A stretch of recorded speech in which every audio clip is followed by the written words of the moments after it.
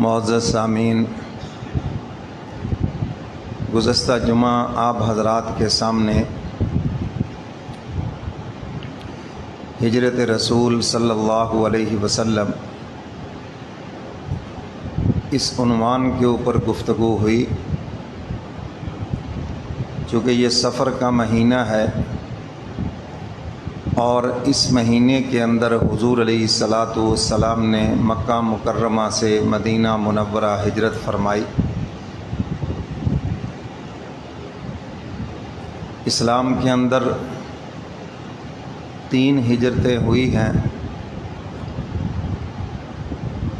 پہلے 2 ہجرتیں ملک حبشہ کی طرف اور 1 ہجرت مدینہ منورہ کی طرف۔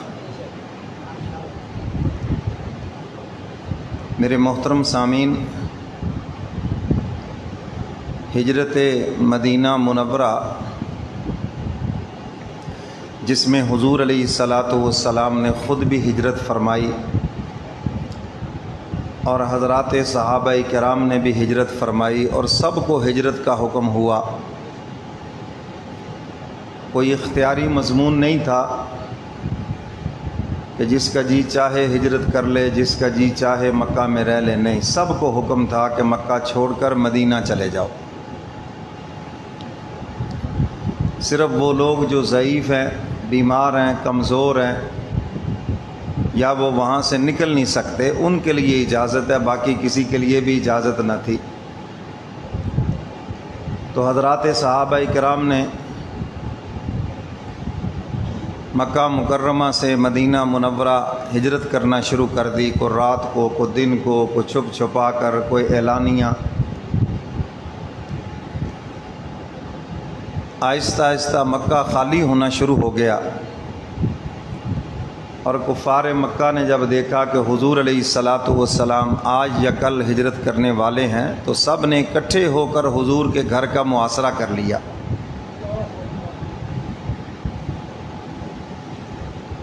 حضور کے دروازے پر تو آئے لیکن بدنصیب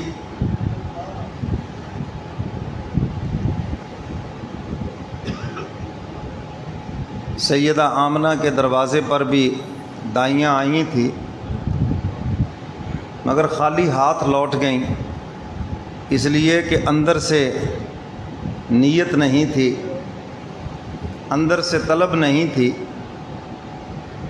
تو اس لیے حضور علیہ السلام کے دامن سے وابستہ نہ ہو سکی۔ اس لیے حضرت شاہ حکیم اختر صاحب نور اللہ مرقدہ فرمایا کرتے تھے، اصل مرید وہی ہے جس کی مراد اللہ ہے، اور جس کی مراد اللہ نہیں ہے وہ ٹکے گا نہیں، بھاگ جائے گا، کبھی وہ دروازے ناپتا پھرے گا، کیونکہ وہ کسی غرض سے آیا ہے، غرض پوری ہوگی تب بھی بھاگ جائے گا، اگر مایوسی ہے تو پھر بھی بھاگ جائے گا، اور جس کی مراد اللہ ہے وہ کبھی بھی نہیں جائے گا۔ تو میرے محترم سامعین، اب یہ دروازے پر تو کھڑے ہیں مگر ہدایت کے لیے نہیں، مخالفت کے لیے کھڑے ہیں اور مذاق اڑا رہے ہیں کہ ہمیں تو کہتے ہیں کہ میرے غلام بن جاؤ، عرب و عجم کے حکمران بن جاؤ گے، آج اپنی جان تو بچائیں۔ حضور علیہ السلام بڑے آرام سے قریب سے گزر گئے اور سیدنا علی مرتضیٰ سے فرمایا کہ یہ میری امانتیں صبح ان کو واپس کر کے آپ میرے پیچھے مدینہ منورہ چلے آنا۔ حضور تشریف لے گئے اور یہ ساری رات کھڑے رہے۔ صبح کے قریب ایک بندے نے ان کو کہا بھی آپ حضور کی تلاش میں اور صبح کے انتظار میں یہاں کھڑے ہیں، حضور تو چلے گئے یہاں سے۔ انہوں نے کہا تم جھوٹ بولتے ہو، کیسے ہو سکتا ہے، ہم نے تو گھیرا ڈالا ہوا ہے، یہاں سے تو کوئی جانور کو چھوٹا سا نہیں گزر سکتا، یہاں سے تو کوئی چیز نہیں گزر سکتی، حضور کیسے یہاں سے چلے گئے، ہو ہی نہیں سکتا۔ انہوں نے کہا تم ناکام ہوں گے، نامراد ہوں گے، حضور تو یہاں سے مکہ بھی چھوڑ گئے ہیں، میں نے تو ان کو مکے سے باہر جاتے دیکھا ہے۔ نے کہا نہیں نہیں ایسے ہی تم باتیں کر رہے ہو۔ اب صبح ہوئی، پلان کے مطابق سیدنا علی مرتضیٰ چارپائی پہ لیٹے ہوئے، ان کو اٹھایا۔ وہ سمجھ رہے تھے کہ حضور لیٹے ہوئے ہیں، جب دیکھا تو سیدنا علی مرتضیٰ لیٹے ہوئے ہیں۔ اب ایک دوسرے کو گالیاں دینے لگے، ایک دوسرے کو برا بھلا کہنے لگے۔ اب جیسے ہمارے ہاں بھی ہوتا، میں تو پہلے ہی کیا سی، یہ ایسے پروفیسر بھی ہوتے ہیں ہر جگہ پر، تو وہاں بھی کود پڑے۔ وہ ٹھیک کہہ رہا تھا، میں نے کہا تھا کہ یہ بات ٹھیک ہے، تم نہیں مانتے تھے، اب دیکھو، اب بتاؤ۔ ایک دوسرے کو برا بھلا کہتے ہوئے چلے گئے گھروں کو۔ جب دن چڑھا تو کہنے لگے بھی چلو حضور وہاں نہیں ملے تو حضور کو ڈھونڈنا تو ہے، گئے کہاں، کہاں چلے گئے؟ اب انعام کا اعلان بھی کر دیا اور ساتھ ہی کہنے لگے حضور اگر اپنے گھر میں نہیں ہیں تو سیدنا صدیق اکبر کے گھر میں ہوں گے، وہاں سے پتہ کریں۔ کفر بھی سمجھتا ہے نبوت کے بعد پھر پہلا نمبر کس کا ہے؟ صداقت کا۔ اور ادھر حضور علیہ الصلاۃ والسلام بیت اللہ سے سیدھے سیدنا صدیق اکبر کے دروازے پر، سیدنا صدیق اکبر رضی اللہ تعالیٰ عنہ حضور کے قدموں کی آہٹ سن کر بیدار ہوئے، اور حضور علیہ الصلاۃ والسلام نے فرمایا ابو بکر ہجرت کا حکم ہو گیا ہے۔ یا رسول اللہ میرے لیے؟ فرمایا ہاں آپ نے بھی میرے ساتھ چلنا ہے۔ اما عائشہ صدیقہ رضی اللہ تعالیٰ عنہ فرماتی ہیں مجھے اس دن پتہ چلا کہ انسان کی آنکھوں میں خوشی سے بھی آنسو آ جاتے ہیں۔ فرمایا میرے ابا جان خوشی سے رونے لگے کہ میری قسمت کہ میں نے حضور کا رفیق سفر بن کر ساتھ جانا ہے۔ 2 اونٹنیاں جو آپ نے تیار کر رکھی تھیں حضور علیہ الصلاۃ والسلام کی خدمت میں پیش کی کہ آپ جس پہ چاہیں سوار ہو جائیں، یہ میری طرف سے گفٹ ہے، ہدیہ ہے۔ حضور علیہ الصلاۃ والسلام نے ارشاد فرمایا میں مفت میں نہیں لوں گا، قیمتاً لوں گا۔ دل میں یہ بات آتی ہے کہ سیدنا صدیق اکبر رضی اللہ تعالیٰ عنہ تو 100 جان سے قربان ہیں حضور پر، اور کوئی ایک موقع نہیں کتنے موقع ہیں بے بہا حضور پہ قربان کر دیا، یہاں کیا بات ہو گئی؟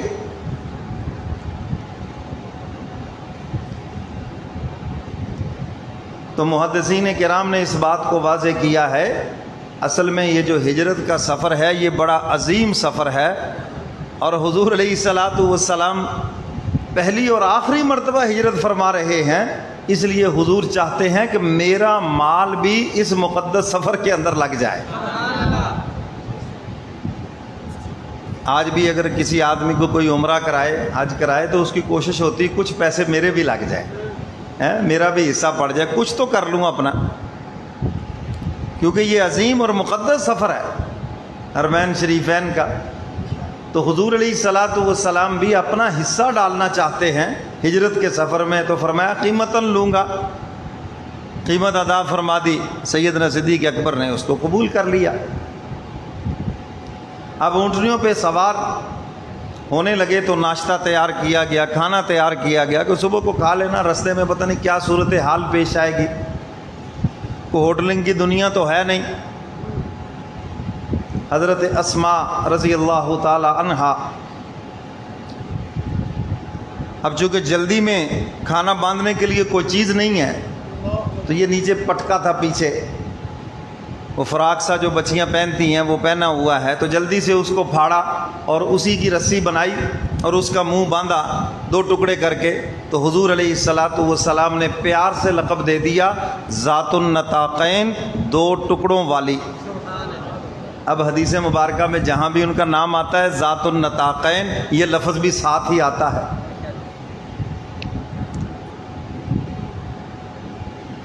مکہ سے تقریباً 6 میل کے فاصلے پر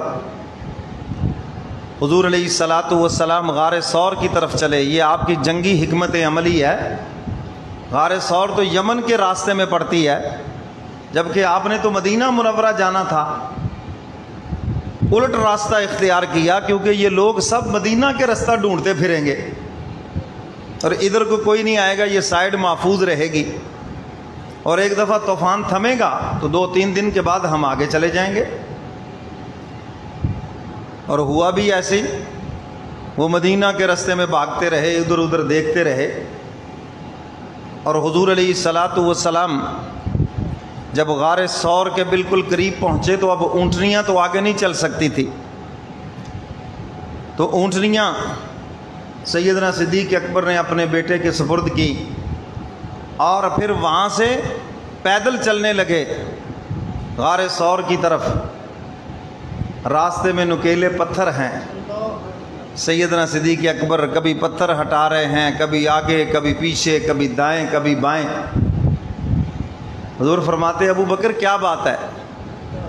عرض کیا اللہ کے محبوب، دل میں آتا ہے دشمن آگے سے حملہ آور، میں بھاگ کے آگے ہو جاتا ہوں، کبھی دل میں آتا ہے دشمن پیچھے سے دائیں سے بائیں سے حملہ آور ہو رہا ہوگا، میں بھاگ کے ادھر ہو جاتا ہوں کہ میں شہید ہو جاؤں اور آپ کو تکلیف نہ پہنچے۔ ہمارے تو یہاں نعرے لگتے ہیں نا، قائد تم قدم بڑھاؤ، قائد تم قدم بڑھاؤ، ہم جا کے سو جائیں بس، اللہ اللہ خیر صلی اللہ۔ لیکن سیدنا صدیق اکبر عرض کر رہے ہیں اللہ کے محبوب، میں شہید ہو جاؤں، میں قربان ہو جاؤں اور آپ کو کوئی تکلیف نہ پہنچے، آپ صحیح سلامت رہیں۔ جب نکیلے پتھر آئے اب ابو بکر سے برداشت نہیں، عرض کرتے اللہ کے محبوب آپ میرے کندھوں کے اوپر سوار ہو جائیں تاکہ نکیلے پتھروں کی جو چبھن ہے وہ میرے پاؤں کو پڑ جائے، آپ سلامت رہیں، آپ کو یہ بھی تکلیف نہ پہنچے۔ اب چونکہ حضور علیہ الصلاۃ والسلام پر جب وحی آتی تھی، لکھا ہے کہ اگر آپ اونٹنی پہ سوار ہوتے اتنا بوجھ پڑتا کہ اونٹنی چل نہیں سکتی تھی، زمین پہ بیٹھ جاتی تھی، تو سیدنا صدیق اکبر رضی اللہ تعالیٰ عنہ عرض کر رہے ہیں کہ حضور میرے کندھوں پہ سوار ہو جائیں، بس آپ دعا فرما دیں اللہ میرے لیے آسان کر دیں گے۔ اسی لیے تو حج عمرے میں یہ لفظ بار بار ہوتا ہے کہ اللہ قبول بھی فرما لے اور آسان بھی فرما دے۔ تو حضور سوار ہو گئے، جہاں جھگڑے ڈالتے پھرتے ہیں کہ جی ابو بکر خلافت لے گیا، میرے مرشد فرمایا کرتے تھے تم خلافت کی بات کر رہے ہو، ہجرت کی رات دیکھو ابو بکر نبوت لے گیا ہے۔ نیچے سے دیکھو تو صداقت ہے، اوپر دیکھو تو نبوت ہے۔ اور سیدنا صدیق اکبر رضی اللہ تعالیٰ عنہ کے کندھوں پہ سوار ہیں، جو میرے محبوب کے کندھوں پہ سوار ہو جائے وہ بھی جنتی ہے، اور جس کے کندھوں پہ حضور سوار ہو جائیں وہ بھی جنتی ہے۔ سیدنا علی مرتضیٰ فتح مکہ کے دن حضور کے کندھوں پہ سوار ہوئے، وہ بھی جنتی ہیں، بت اتارے۔ اور ہجرت والی رات میرے کملی والے پیغمبر ابو بکر کے کندھوں پہ سوار ہوئے، وہ بھی جنتی ہیں۔ غار ثور کے اندر پہنچتے ہیں، عرض کیا اللہ کے محبوب آپ یہاں تشریف رکھیں، میں ذرا صفائی کر لوں۔ غار کو